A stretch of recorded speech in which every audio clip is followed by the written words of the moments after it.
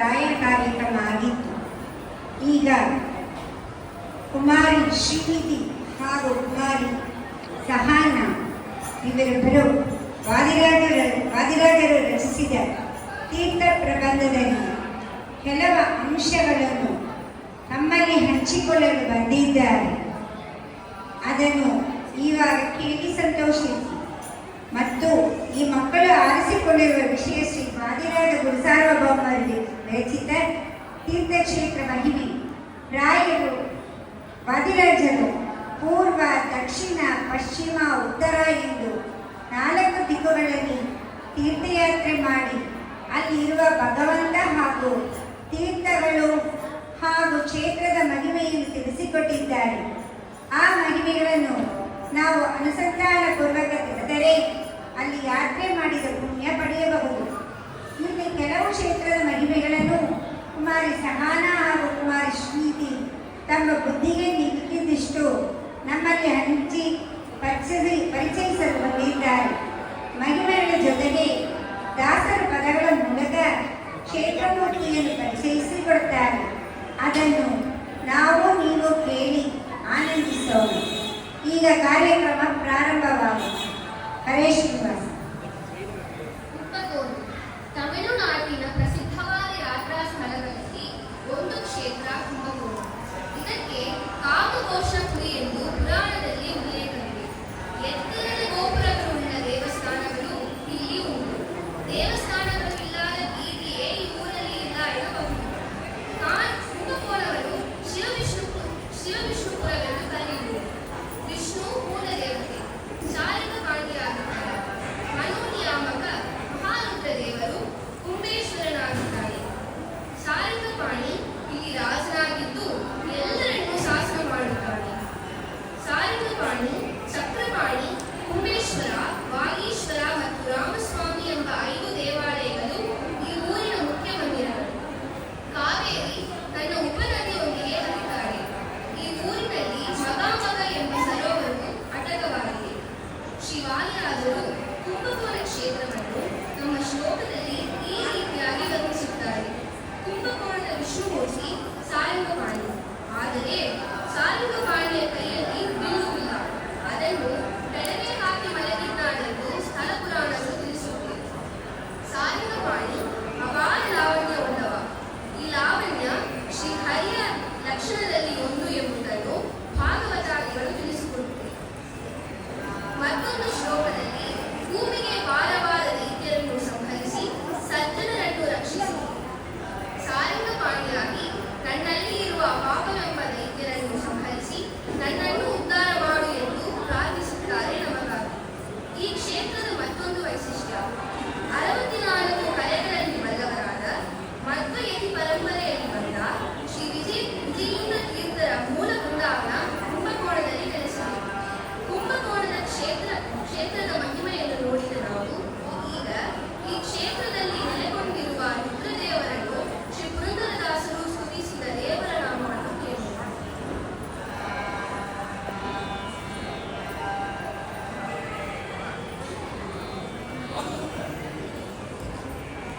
ಚಂದ್ರಚೂಡ ಶಿವಶಂಕರ ಪಾರ್ವತಿ ರಮಣ ನಿನಗೆ ನಮೋ ನಮೋ. ಚಂದ್ರಚೂಡ ಶಿವಶಂಕರ ಪಾರ್ವತಿ ರಮಣ ನಿನಗೆ ನಮೋ ನಮೋ. ಚಂದ್ರಚೂಡ ಶಿವಶಂಕರ ಪಾರ್ವತಿ ರಮಣ ನಿನಗೆ ನಮೋ ನಮೋ. ಸುಂದರತರ ಪಿನಾಕದರ ಸುಂದರತರ ಪಿನಾಕದರ ಗಂಗಾಧರ ಗಜ ಸರ್ವಾಭರಣಧರ ಗಂಗಾಧರ ಗಜ ಸರ್ವಾಭರಣಧರ ಗಂಗಾಧರ ಗಜ ಸರ್ವಾಭರಣಧರ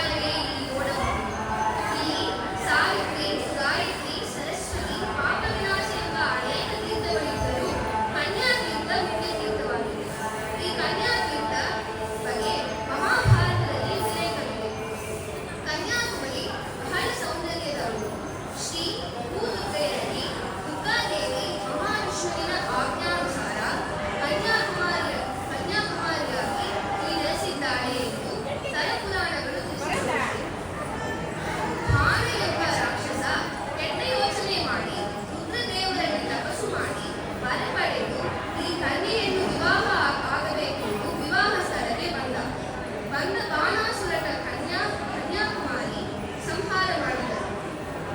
ಆ ಅಸುರನಿಗೆ ಕನ್ಯೆಯಿಂದಲೇ ಮರಣ ಎಂಬ ಶಾಪವೂ ಇತ್ತು. ಅದು ಒಂದು ಕಾರಣವಾಯಿತು. ಮತ್ತೊಂದು ಶ್ಲೋಕದಲ್ಲಿ ಗೋಕರ್ಣದಿಂದ ಪರಶುರಾಮ ದೇವರು ಬಾಣ ಪ್ರಯೋಗ ಮಾಡಿದಾಗ ಆ ಬಾಣ ಬಿದ್ದದು ಕನ್ಯಾಕುಮಾರಿಯಲ್ಲಿ. ಬಾಣ ಬಿದ್ದ ಜಾಗದಿಂದ ಸಮುದ್ರಕ್ಕೆ ಸರಿಸಿತು. ಸಮುದ್ರವಾಗಿ ನಾರಾಯಣ ದೇವರು ಕಳಿಸಿದ್ದಾರೆ. ಆ ಸಮುದ್ರವನ್ನು ನೋಡಿಕೊಂಡು ಲಕ್ಷ್ಮೀದೇವಿ ನಿಂತಿದ್ದಾಳೆ. ಅರ್ಜುನ ತನ್ನ ತೀರ್ಥಯಾತ್ರೆ ಮಾಡುವ ಸಂದರ್ಭದಲ್ಲಿ ಈ ಕನ್ಯಾ ತೀರ್ಥದಲ್ಲಿ ಮೊಸಳೆ ರೂಪದಲ್ಲಿ ಇದ್ದ 5 ಅಪ್ಸರಾ ಸ್ತ್ರೀಯರನ್ನು ಏಕಕಾಲಕ್ಕೆ ಮೇಲೇರಿಸಿದರು. ಅವರ ಶಾಪದಿಂದ ಮುಕ್ತರನ್ನಾಗಿ ಮಾಡಿ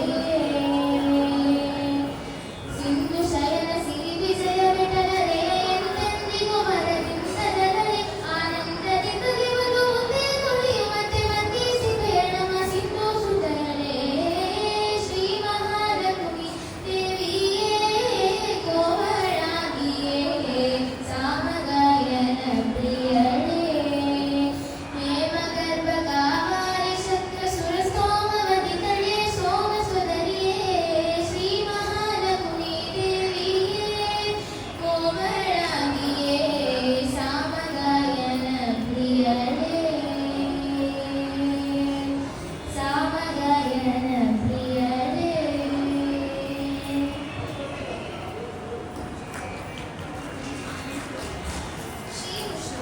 ಶ್ರೀಕೃಷ್ಣಂ ಸ್ವಯಂವೆಟ್ಟ ಕ್ಷೇತ್ರ.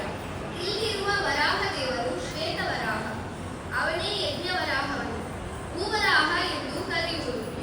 ಭೂವರಾಹನ ಅಂಗದಿಂದ ಯಜ್ಞದಲ್ಲಿ ಬಳಸುವ ಸೂರ್ಮಗಳು ಕುಶಗಳು ಸೃಷ್ಟಿಯಾಗಿತ್ತು. ಪುಷ್ಕರಣಿ ಸ್ನಾನ ಮಾಡಿ ಕ್ಷೇತ್ರ ಮೂರ್ತಿಯನ್ನು ದರ್ಶಿಸಿ ಕ್ಷೇತ್ರ ಮೂರ್ತಿಯ ಮಹಾತ್ಮ್ಯವನ್ನು ಶ್ರೇಷ್ಠ ಶಾಸ್ತ್ರ ಬಲ್ಲವರಿಂದ ಕೇಳಿಸಿ ಶ್ರವಣ ಮಾಡಬೇಕೆಂದು ಕ್ಷೇತ್ರ ಪುರಾಣ ಹೇಳುತ್ತಿದೆ. ಇಲ್ಲಿರುವ ಸ್ಥಳ ವೃಕ್ಷದ ಕಡೆಗೆ ಒಂದು ಕಲ್ಯಾಣಿ ಇದೆ. ಅದು ಉಡುಪಿಯ ಮಧ್ವ ಸರೋವರಕ್ಕಿಂತ 4 ಪಟ್ಟು ದೊಡ್ಡದು. ಶ್ರೀಮದಾಚಾರ್ಯರು ಈ ಕ್ಷೇತ್ರದಲ್ಲಿ ಚಾತುರ್ಮಾಸ ವ್ರತ ಪರಿಪಾಲಿಸಿದರು ಎಂಬ ಮಾತು ಇದೆ. ಒಮ್ಮೆ ಶ್ರೀಮದಾಚಾರ್ಯರು ಗರ್ಭಿಣಿ ಸ್ತ್ರೀ ಕಲಶದಲ್ಲಿ ನೀರು ತರಲು ಹೋದದನ್ನು ಕಂಡು ಅವಳ ಶ್ರಮವನ್ನು ಪರಿಹರಿಸುವುದಕ್ಕಾಗಿ ತಮ್ಮ ದಂಡವನ್ನು ಪ್ರಯೋಗಿಸಿ ಒಂದು ವಿಸ್ತಾರ ತೀರ್ಥ ಮಾಡಿದರು. ಅದು ಇಂದಿಗೂ ದಂಡತೀರ್ಥವೆಂದು ಪ್ರಸಿದ್ಧವಾಗಿದೆ.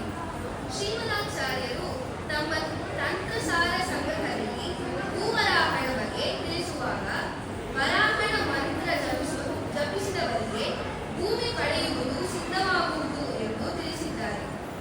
ವಾದಿರಾಜರು ಭೂವರಾಹ ಜಗನ್ಮಾತೆಯಾದ ಭೂದೇವಿಯನ್ನು ತನ್ನ ತೊಡೆಯ ಮೇಲೆ ಕುಳ್ಳಿರಿಸಿ ಕೊಂಡದು ಮಾತ್ರವಲ್ಲ, ಕೈ ಬಲಗಿ ಆಲಿಂಗನ ಮಾಡಿಕೊಂಡಿದ್ದಾಳೆಂದು ಈ ಕ್ಷೇತ್ರ ಮೂರ್ತಿಯನ್ನು ವರ್ಣಿಸುತ್ತಾರೆ. ಇಷ್ಟು ಸಮಯ ಭೂವರಾಹನ ಬಗ್ಗೆ ತಿಳಿದ ನಾವು ಭೂವರಾಹನಿಗೆ ಅನಂತ ನಮಸ್ಕಾರಗಳನ್ನು ಸಲ್ಲಿಸೋಣ. ಗೋಪಾಲದಾಸ ದೃಷ್ಟಿಯಲ್ಲಿ ಕ್ಷೇತ್ರ ಬಗ್ಗೆ